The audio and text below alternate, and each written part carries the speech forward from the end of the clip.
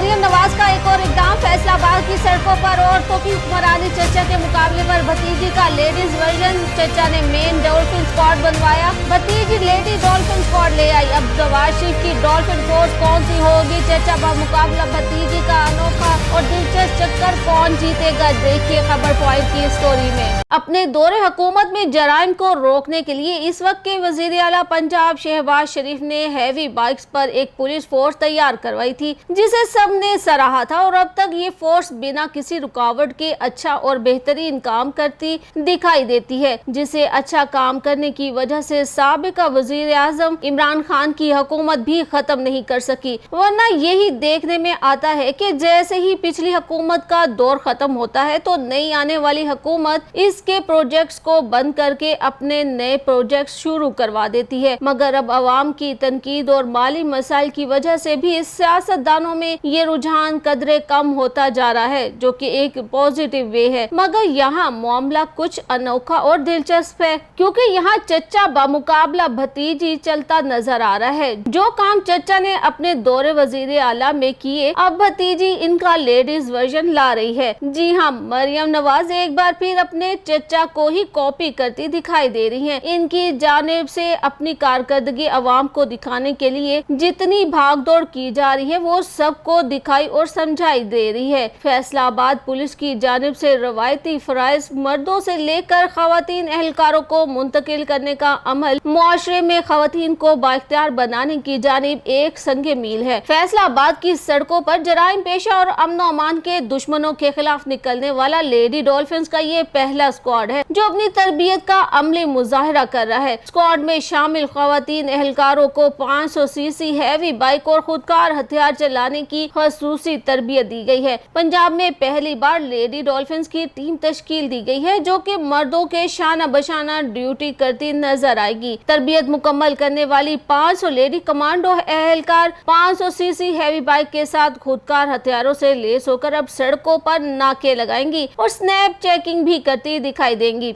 इस हवाले से सीपीओ फैसलाबाद का कहना है कि इब्तदाई तौर पर लेडीज डॉल्फिन ऐसे मुकामात पर गश्त करेंगी जहां खवातीन की मौजूदगी ज्यादा होती है। मसलन डॉल्फिन पुलिस को खवातीन की यूनिवर्सिटी और बाजारों में ड्यूटी के लिए भेजा जाएगा, ताकि वहां की खवातीन भी लेडीज कोर्ट से बासानी बात कर सके। मरियम नवाज का इकदाम तो अच्छा है, मगर सवाल ये पैदा होता है कि क्या पहले से मौजूद डॉल्फिन फोर्स की कारकर्दगी क्या इतनी ही खराब थी कि लेडीज को ये काम सौंपा गया? दूसरी बात ये कि एक ही जैसे प्रोजेक्ट्स पर काम करके मरियम नवाज क्या साबित करना चाहती हैं कि वो अपने चचा से ज्यादा अच्छा काम कर सकती हैं, या आवाम को ये दिखाने की कोशिश की जा रही है कि उन्हें अगली बार भी वोट दिया जाए? तो मेरे ख्याल में इस वक्त पाकिस्तान भर में ऑलरेडी इतनी फोर्स है कि मजीद भर्तियों की जरूरत नहीं। और फिर ऐसा मुल्क जहां आपके शहरी आपके सामने बिजली बिलों के इजाफे पर अपनी जानें लेते नजर आ रहे हों, उन्हें इस महंगाई से रिलीफ चाहिए, ना कि मुकाबलेबाजी की। मर्दों की डॉल्फिन फोर्स है तो भतीजी चूंकि एक औरत है तो वो आते ही डॉल्फिन फोर्स लेडीज की तैयार कर ले और करोड़ों की लागत से हैवी बाइक्स मंगाकर इन्हें सड़कों पर छोड़ दिया जाए